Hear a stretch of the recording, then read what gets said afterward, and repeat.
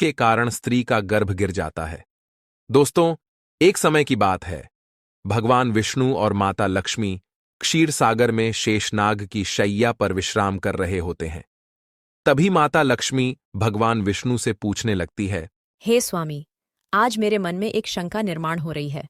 कृपया आप मेरी इस शंका का समाधान कीजिए। भगवान विष्णु कहते हैं, हे प्रिय, तुम्हारे मन में जो भी शंका हो, निसंकोच होकर पूछ लो। तुम्हारी हर शंका का समाधान करना मेरा कर्तव्य है। देवी लक्ष्मी कहती है, हे प्रभु, आप तो सब कुछ जानते हैं। संसार के कण कण में आपका ही वास है।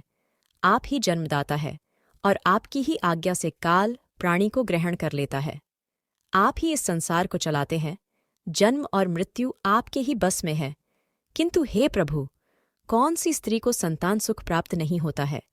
किस कारण से बालक की गर्भ में ही मृत्यु हो जाती है? किस पाप के कारण स्त्रियों का गर्भ नष्ट हो जाता है? हे जगदीश्वर, हे कृपानिधान, मैं आपसे यह जानना चाहती हूँ कि एक माँ को संतान को खोने का दुख क्यों सहन करना पड़ता है। कृपया आप मुझे इसका कारण विस्तार से बताइए। इसके पीछे कौन सा रहस्य है? भगवान विष्णु मुस्कुराते हुए कहने लगते हैं, हे देवी, आज आपने उत्तम प्रश्न किया है। आपके इस प्रश्न में संसार की सभी माताओं का कल्याण छिपा हुआ है। हे देवी, यह सत्य है कि कुछ बालकों की गर्भ में ही मृत्यु हो जाती है। स्त्रियों के द्वारा किए गए पाप के कारण ही उनका गर्भ नष्ट हो जाता है। इसीलिए हे देवी, आज मैं तुम्हें एक अत्यंत प्राचीन कथा सुनाता हूं। इस कथा के माध्यम से तुम्हें तुम्हारे सभी प्रश्नों के उत्तर मिल जाएंगे। इस प्राचीन कथा को जो भी सुनता है, उसे उत्तम गुणवान संतान की प्राप्ति होती है तथा उसके समस्त पापों का नाश होता है। देवी लक्ष्मी कहती है, हे प्रभु, मैं इस कथा को ध्यान से पूरा अवश्य सुनूंगी। कृपया आप मुझे वह कथा सुनाइए। तब भगवान विष्णु देवी लक्ष्मी को कथा सुनाने लगते हैं। हे प्रिय, पूर्वकाल की बात है। मध्य देश में एक अत्यंत शोभायमान नगरी थी। उस नगरी में रेवंत नाम का एक सेठ रहता था, जो बहुत अधिक धनवान था। उसके घर में किसी चीज की कोई कमी नहीं थी। उसकी एक पुत्री थी, जिसका नाम रेवती था। उस सेठ ने अपनी पुत्री का विवाह एक दूसरे नगर में रहने वाले वैश्य के पुत्र के साथ कर दिया। रेवती अपनी पति के साथ रहने के लिए ससुराल में चली गई। ससुराल में जाने के बाद उसके ससुराल वाले रेवती के साथ बहुत प्रेम और सम्मान के साथ आचरण करने लगे। रेवती अपने ससुराल में बहुत प्रसन्न थी।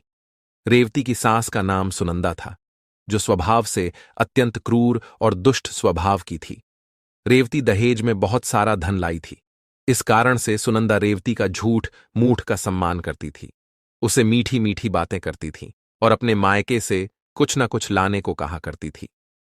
रेवती अपनी सास की बात मानकर अपने पिता से कहकर वह घोड़े, गायें, बैल, अनाज, वस्त्र आदि चीजें मंगवाया करती थी और उसके पिता भी सब कुछ खुशी खुशी उसे दे भी दिया करते थे। रेवती की सास का लालच बढ़ता ही जा रहा था। वह रेवती के मायके का सब कुछ हड़पना चाहती थी, लेकिन भोली भाली रेवती इस बात से अनजान थी। वह उसकी सास की मीठी मीठी बातों से जल्दी ही प्रसन्न हो जाती और उसकी हर बात को मान लिया करती थी। रेवती का पति संजय स्वभाव से भोला भाला था और अपनी मां की हर आज्ञा का पालन करता था। उसकी माता ने बचपन से ही अपने पुत्र संजय को पूरी तरह से वश में किया हुआ था। इसीलिए संजय कभी अपनी मां की आज्ञा का उल्लंघन नहीं करता था। रेवती को उसके ससुराल में सभी का बहुत प्रेम मिलने लगता था, जिससे रेवती बहुत ही खुश रहने लगी थी। उसके पिता भी रेवती को खुश देखकर बहुत प्रसन्न थे और वे अपनी बेटी को प्रसन्न देखने के लिए हर वस्तु का त्याग करने के लिए तैयार थे। इस प्रकार से अनेक माह बीतने के बाद रेवती गर्भवती हो गई। जब यह बात उसकी सास को पता चली तो वह बहुत ही खुश हो गई। उसने तुरंत ही रेवती के माता पिता को इस बात की सूचना दी और साथ ही बड़ी बड़ी वस्तुओं की मांग की। रेवती के पिता इस समाचार को सुनकर प्रसन्न हुए और फिर वे बहुत सारे वस्त्र, अन्न धान्य, मिठाइयां और आभूषण लेकर रेवती के ससुराल में पहुंच गए। वहां पर उनका बड़े प्रेम और आदर के साथ स्वागत किया गया। रेवती भी अपने पिता को देखकर बहुत प्रसन्न हुई। फिर कुछ समय रुककर रेवती के पिता उसी दिन अपने घर लौट गए। अनेक दिनों तक रेवती का गर्भ बढ़ता गया और रेवती की सास भी उसका बहुत अच्छी तरह से ख्याल रखने लगी। लेकिन कुछ ही दिनों के बाद ऐसी दुर्घटना घटी जिससे रेवती का जीवन दुखों से भर गया। उसके हंसते खेलते जीवन में अचानक से अंधकार छा गया। एक दिन अचानक ही रेवती का गर्भ गिर गया, जिससे रेवती की सास बहुत क्रोधित हो गई और फिर रेवती को ताने मारने लगी। अरे पापिनी, सच सच बता, तूने कौन सा पाप किया है? कुल का नाश करने वाली कलंकिनी, तूने अपने ही बच्चे को खा लिया। जन्म देने से पहले ही उस बच्चे को मार डाला। मेरे तो कुल का विनाश ही कर डाला तूने। अरे दुष्टा, तू तो हमारे घर को बर्बाद करने के लिए ही आई है। तुझे देखते ही मुझे समझ में आ गया था कि तू हमारे कुल को नष्ट कर डालेगी। इस प्रकार से रेवती की सास उसे बहुत ताने मारने लगी, जिससे रेवती दुखी और उदास हो गई और कहने लगी, सासू माँ, इसमें मेरा क्या दोष है? मुझे समझ में नहीं आ रहा कि ऐसा किस लिए हुआ। मैं निर्दोष हूँ, मैंने कोई पाप का कार्य नहीं किया है। लेकिन रेवती की सास को उस पर थोड़ी भी दया नहीं आई और वह कहने लगी, अरे दुष्टा, पापिनी, कुलटा, चंडालिनी, तूने अवश्य कोई पाप किया है जिससे तेरी संतान गर्भ में ही मर गई। कुलटा और पापिनी स्त्रियों के बच्चे पेट में ही मर जाते हैं। उसके बाद से रेवती की सास उसके साथ बहुत बुरा व्यवहार करने लगी। उसे बात बात पर ताने मारने लगी, उसे भला बुरा कहने लगी। अब उसकी सास उससे ठीक से बात भी नहीं करती थी। दिन भर घर का सारा काम करवाने लगी। दिन भर काम करने के बाद ही उसे रात को आराम करने को मिलता था। रेवती को घर का झूठा भोजन खाना पड़ता था। अचानक से अपनी सास का ऐसा बदला हुआ रूप देखकर रेवती को बड़ा डर लगने लगा और वह अपनी सास के सामने आने से भी डरने लगी। फिर और कुछ महीने बीत जाने के बाद रेवती फिर से गर्भवती हो गई, जिससे उसके घर वाले सभी प्रसन्न हो गए। लेकिन रेवती की सास को उतनी खुशी नहीं हुई। वह उसे ताना ही मारा करती थी। एक बच्चे को तो खा गई, पता नहीं अब इसे भी जीवित रखेगी या खा जाएगी। इसका कोई भरोसा नहीं। यह तो डायन है, डायन। मेरा बेटा एक चुड़ैल से शादी करके उसे घर पर लाया है। लेकिन रेवती चुपचाप सहन करती रही। इस बार रेवती की सास ने रेवती के पिता को इस विषय में कोई समाचार नहीं दिया और वह चुप ही रही। इधर धीरे धीरे रेवती का गर्भ बढ़ने लगा। रेवती गर्भधारण की हुई अवस्था में भी घर का काम करने लगी। बहुत काम करके थकने के बाद भी रेवती की सास को उस पर दया नहीं आती थी। इस बार रेवती को 9 महीने पूरे हो गए और अब उसका प्रसूति का समय आ गया। रेवती को कमरे में ले जाया गया और फिर रेवती बालक को जन्म देने लगी। जब रेवती ने बालक को जन्म दिया तो उस बालक के मुख से कोई आवाज सुनाई नहीं दी। वह बालक कोई भी हलचल नहीं कर रहा था। इस बार रेवती ने एक मरे हुए लड़के को जन्म दिया था। इस बात को सुनते ही रेवती बहुत दुखी हो गई और जोर जोर से रोने लगी। इधर रेवती की सास बहुत गुस्सा हो गई और उसने तुरंत ही रेवती को पकड़कर घर से बाहर निकाल दिया और कहा, अरे दुष्टा, पापिनी, तू इस घर में रहने के लायक नहीं है। तू तो चांडालिनी है। तू मेरे पोते को खा गई, अब तू इस घर में नहीं रह सकती। तू अभी इस घर से निकल जा। आज के बाद मैं तुझे इस घर में रहने नहीं दूंगी। तू कहीं पर जाकर मर जा, किसी नदी में कूद जा या अग्नि में जलकर भस्म हो जा, लेकिन इस घर में मैं तुझे अब रहने नहीं दूंगी। इस प्रकार से ताना देते हुए रेवती के सास ने उसे घर से धक्के मारकर भगा दिया। रेवती का पति भी यह सब चुपचाप देख रहा था। उसने भी कुछ नहीं कहा। फिर रेवती वैसी ही अवस्था में घर से चली गई। रेवती चलते चलते एक जंगल में पहुंच गई। वह जंगल बहुत घना और भयानक था। उस जंगल में कोई मनुष्य दिखाई नहीं पड़ रहा था। फिर रेवती को उस जंगल में एक बहुत ही बड़ा और सुंदर वृक्ष दिखाई पड़ा। उस वृक्ष के पास एक बहुत ही सुंदर आश्रम था। रेवती जल्दी से उस आश्रम के पास चली गई और इधर उधर देखने लगी, तो वहां पर उस आश्रम में कोई भी नहीं था। रेवती वहीं बैठकर विश्राम करने लगी। रेवती इतनी डरी हुई और उदास थी कि वह अपने पिता के घर पर भी जाना नहीं चाहती थी। उसे यह भय लगने लगा था कि कहीं उसकी वजह से पिता का समाज में अपमान ना हो। इसीलिए उसने उसी जंगल में रहने का निर्णय लिया और वह उसी आश्रम में निवास करने लगी। वहीं बैठकर रेवती भगवान विष्णु की पूजा करने लगी और उनकी भक्ति में डूब गई। अनेक दिनों तक वहां पर उसने भगवान विष्णु की तपस्या की। फिर कुछ दिनों के बाद उस आश्रम पर एक साधु एक गाय को लेकर पधारते हैं। वे साधु अत्यंत विलक्षण थे। उनके मुखमंडल पर तेज था। ऐसा प्रतीत हो रहा था कि उन्होंने सैकड़ों वर्षों तक तपस्या की है। जब रेवती उन साधु को देखती है तो बड़ी प्रसन्न होती है और उनका स्वागत करती है और कहती है, पधारिए हे साधु महाराज, आपका स्वागत है। आप कोई महान पुण्यात्मा दिखाई पड़ रहे हैं। रेवती के ऐसे वचन सुनकर साधु महाराज कहते हैं, हे पुत्री, तुम कौन हो और किस कारण से इस वन में अकेले निवास कर रही हो? यदि कोई गोपनीय बात ना हो तो मुझे सच सच बताओ। तुम यहां पर अकेले क्यों रह रही हो? तुम्हारे पति कहां पर है और तुम्हारे दुख का क्या कारण है?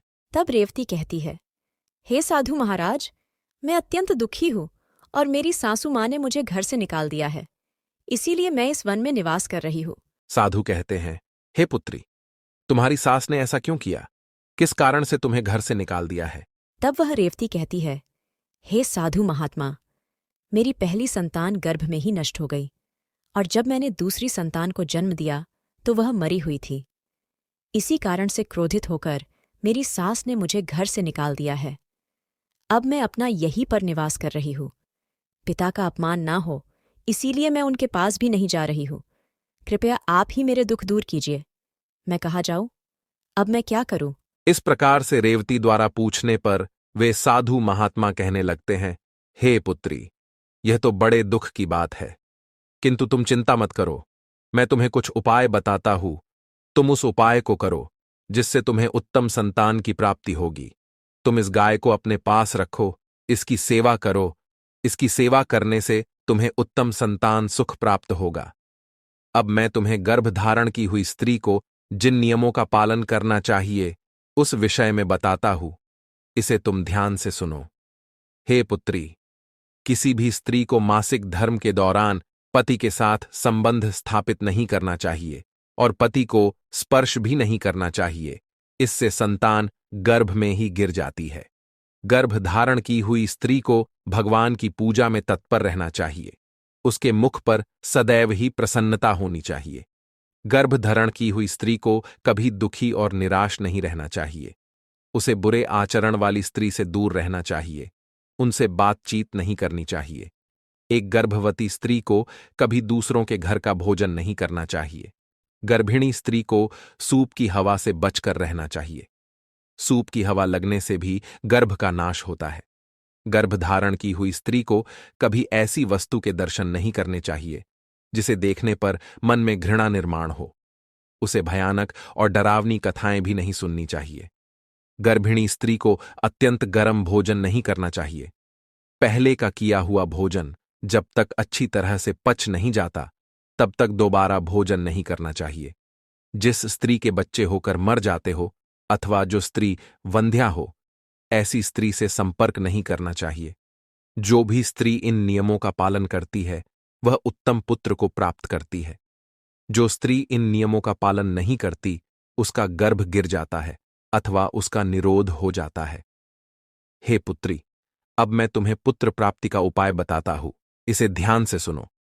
मासिक धर्म के समय 4 दिनों तक स्त्री को पति के साथ संसर्ग नहीं करना चाहिए। वह चौथे दिन ही शुद्ध होती है। 1 सप्ताह के बाद वह देवी देवताओं का पूजन करने के योग्य बनती है। संबंध बनाते समय स्त्री और पुरुष के मन में जैसी कल्पना होगी वैसा ही गर्भ उत्पन्न होगा, इसमें संदेह नहीं है। युग्म तिथि वाली रात्रि में सहवास करने से पुत्र होता है और अयुग्म तिथि वाली रात्रियों में सहवास करने से कन्या का जन्म होता है। युग्म तिथि का अर्थ होता है द्वादशी, चतुर्दशी, षष्ठी, अष्टमी, दशमी और अयुग्म तिथियां होती है एकादशी, त्रयोदशी, पंचमी, सप्तमी और नवमी। ऋतुकाल में पहले सप्ताह को छोड़कर दूसरे सप्ताह में स्त्रियों को सहवास करना चाहिए। स्त्रियों का ऋतुकाल 16 रात्रियों का होता है। यदि स्त्री मासिक धर्म के बाद 14वीं रात्रि में सहवास करती है तो उस गर्भ से गुणवान, भाग्यवान, धनवान तथा धर्मनिष्ठ पुत्र का जन्म होता है। ऋतुकाल के 5वें दिन स्त्रियों को कटु, तीक्ष्ण और गर्म भोजन का परित्याग करके मधुर अर्थात मीठा भोजन करना चाहिए। क्योंकि स्त्रियों की कोख औषधिपात्र होती है और पुरुष का बीज अमृत तुल्य होता है, इसीलिए स्त्रियों को सहवास से पहले तीखा, कड़वा और गर्म भोजन नहीं करना चाहिए। वह साधु कहते हैं, हे देवी, इस प्रकार से मैंने तुम्हें संतान प्राप्ति के लिए महत्वपूर्ण नियम बताए हैं। तुम इन नियमों का पालन करो, तुम्हें उत्तम संतान सुख प्राप्त होगा। फिर रेवती कहती है, हे मुनिवर, इस समय पर मेरे पतिदेव मेरे पास नहीं हैं, तो मेरा उनसे मिलन कैसे होगा और किस प्रकार से मुझे संतान सुख प्राप्त होगा? साधु महात्मा कहते हैं, हे पुत्री, तुम अभी से इस गौमाता की सेवा करो, तुम्हारा पति स्वयं चलकर तुम्हारे पास आ जाएगा। इतना कहकर वे साधु महात्मा उस स्थान से अंतर्ध्यान हो जाते हैं। उन साधु को अचानक से अदृश्य हुआ देखकर रेवती आश्चर्यचकित हो जाती है। उसे समझ में आ जाता है कि साक्षात भगवान ही उसे दर्शन देने आए थे। फिर रेवती नित्य उस गाय की सेवा करने लगती है। रोज सुबह उठकर वह गाय को चारा डालती है और भगवान विष्णु की आराधना करने लगती है। उधर रेवती के पति को सपने में साक्षात भगवान विष्णु आकर उसे दर्शन देते हैं और उसे उसकी पत्नी के पास जाने की आज्ञा देते हैं। रेवती का पति दूसरे दिन जागते ही अपनी पत्नी को खोजता हुआ उस वन में चला जाता है। फिर उसे उस जंगल में एक आश्रम दिखाई पड़ता है, तो वह उस आश्रम के पास जाता है तो उसे उसकी पत्नी रेवती दिखाई पड़ती है। वह अपनी पत्नी को देखकर बहुत प्रसन्न हो जाता है। फिर वह भी अपनी पत्नी के साथ उसी वन में निवास करने लगता है। कुछ दिनों के बाद रेवती का ऋतुकाल आता है और वह उन साधु महात्मा के द्वारा बताए हुए नियमों का पालन करते हुए अपने पति के साथ सहवास करती है।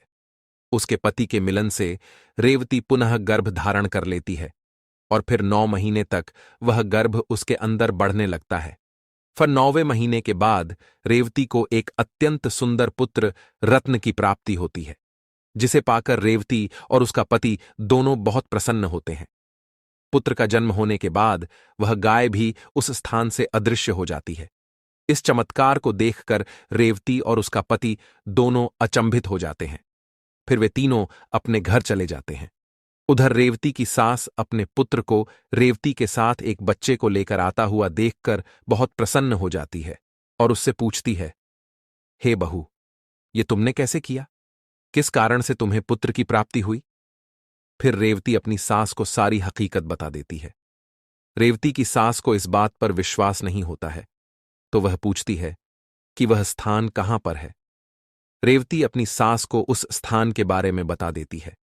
फिर दूसरे दिन रेवती की सास चुपचाप अकेले ही उस स्थान पर चली जाती है और उस चमत्कारी साधु की राह देखने लगती है। उसके मन में लालच होता है। वह सोचती है कि जब वे साधु आएंगे तो मैं उनसे कोई अनमोल वस्तु भेंट में मांगूंगी। अनेक दिन बीतने के बाद भी वह साधु नहीं आता तो वह बहुत गुस्सा हो जाती है। उसी क्षण उस स्थान से एक राक्षसी जा रही होती है।